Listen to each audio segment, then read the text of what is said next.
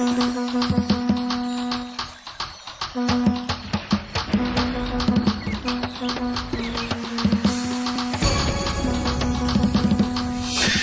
Mesdemoiselles, Messieurs, chers amis de Canal Martinique Télévision, du canal local et de FM+, bonsoir. Bienvenue dans cette émission Conversation. J'ai le plaisir de recevoir aujourd'hui, le grand plaisir de recevoir aujourd'hui Éric Doiraud. Éric Doiraud a écrit un conte qui s'appelle Un beau matin dans l'univers. Monsieur, vous demandez pourquoi vous avez éprouvé le besoin ou l'envie peut-être, est-ce le besoin ou l'envie d'écrire un conte? Oui, alors le besoin, l'envie d'écrire, tel que ce soit un conte ou autre chose, c'est quelque chose qui nous vient de l'intérieur d'une certaine façon. Donc je dirais que cette envie de créer, que ce soit de l'écriture ou autre chose, je l'ai toujours eu dans moi.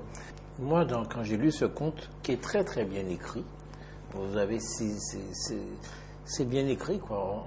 Il n'y a pas de recherche comme quelqu'un qui écrit pour faire l'intéressant, quoi, qui cherche des mots compliqués, qui se casse la tête, et en même temps, c'est très très très bien écrit. Enfin, c'est mon sentiment. Vous avez déjà dit ça, non?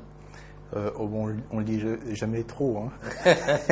En tout cas, je vous remercie beaucoup du compliment. Non, c'est vrai. Et comment il est? Quel physique il a, ce Tikouak? C'est particulier puisque c'est quand il arrive au monde dans cet univers qui est primitif tout au début, eh bien, il n'a pas personne ne le voit. Il est tellement petit que personne n'est capable de le voir. En plus, il n'a pas d'yeux, il n'a pas d'oreilles, il n'a pas de nez, il n'a pas de bouche, il n'a pas de bras. Donc, on va dire qu'il est très difficile à s'imaginer. Donc, il est Martine vraiment. Pori nous aide un petit peu quand même. Oui, bah on a à travers les dessins mis un visage, on dirait, à Tikouak. Hein. Mais à l'origine, il n'a pas de forme. Vous donnez beaucoup de place dans votre livre à la lumière, à sa vitesse et tout ça. Pourquoi? Oui. Alors, eh bien, en fait, ce livre est également basé sur une réalité scientifique. Le grand univers battait avec les cœurs humains, des pulsations d'étoiles, des mondes qui naissaient ou disparaissaient, de l'élément le plus simple à l'ensemble le plus complexe. L'ensemble le plus complexe pour vous, c'est quoi? On va dire que l'homme actuellement peut constituer un des organismes les plus complexes de l'univers, et probablement son cerveau constitue un des ensembles connus le plus compliqué, puisque le cerveau humain a quand même la particularité de pouvoir inventer et imaginer. Et ça, c'est quand même quelque chose de formidable et qui est d'une certaine façon, jusqu'à maintenant, la panacée de l'univers, qui a créé à partir de rien, il a tout créé. Donc le fait que l'homme ait dans son cerveau cette possibilité d'imaginer, de créer des choses, c'est quand même quelque chose d'assez fabuleux, et c'est peut-être une des choses on touche ici peut-être le maximum de la complexité que nous on connaît. Maintenant, dans l'univers, je pense qu'on est loin d'être arrivé au bout du chemin. C'est complexe. Et l'unité de temps là-dedans, c'est souvent des milliards d'années. Oui.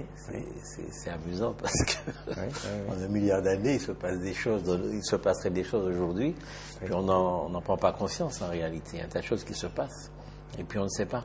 Est-ce que quand vous arrivez donc à l'homme des cavernes, en fait, à un moment où vous arrivez à l'homme des cavernes, quelle relation il y a donc entre ces hommes primitifs et Tikouak? Quel rapport il y a? Comment il le vit, ça? Eh bien, Tikouak a fait donc son voyage à travers l'univers, où il va découvrir des choses fabuleuses, et il arrive sur cette petite planète bleue qui est habitée par des hommes primitifs. Alors, eh bien, l'homme primitif, aux yeux de Tikouak, parce que je ne sais pas s'il a des yeux à ce moment-là, parce qu'il a des yeux qui poussent au fur et à mesure, il est admiratif de ces hommes primitifs. Parce que qu'est-ce qu'il voit dans ces hommes primitifs? Eh bien, il voit le fruit déjà de l'univers, de son travail de création. Et il voit également en ces hommes une formidable source de créativité. Et en sachant que ces hommes, comme beaucoup d'espèces animales, mais on s'attache plus à cet homme, eh bien, il a au fond de lui cette graine qu'il faut qu'il apprenne à germer pour créer cette belle chose qui va être la vie. Il y a quelque temps, j'interviewais une chanteuse martiniquaise et qui me disait, je me suis réveillé pendant la nuit, puis j'ai écrit comme si on me dictait quelque chose, j'ai écrit cette chanson et elle m'a dit, je suis sûr que c'est quelque part d'essence divine, quoi. Est-ce que c'est votre cas? Alors, l'écriture, est-ce qu'on invente une écriture ou une peinture, ou est-ce qu'on la découvre? voilà, la question de l'artiste, entre guillemets, pour certains artistes en tout cas, elle peut être posée. Est-ce qu'on invente tout ou est-ce qu'à un moment donné ça nous vient de quelque chose? Alors je serais bien présomptueux de dire que j'ai tout inventé. Comme je vous le disais un peu au début, cette histoire s'est imposée un petit peu toute seule. C'est-à-dire qu'on écrit, notre main écrit, et c'est vrai qu'on est guidé. Alors c'est très, très, très particulier, même dans les autres choses que j'écris actuellement. On a ce sentiment qui est nommé l'inspiration, peut-être.